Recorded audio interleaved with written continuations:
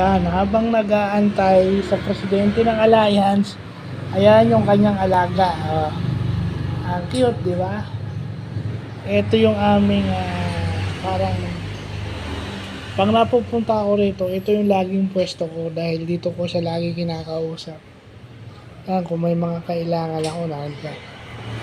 So, maya-maya siguro papunta na kami City Hall. So, next na vlog ko, City Hall na siguro kami.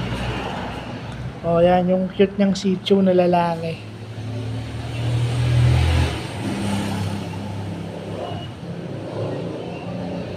Well,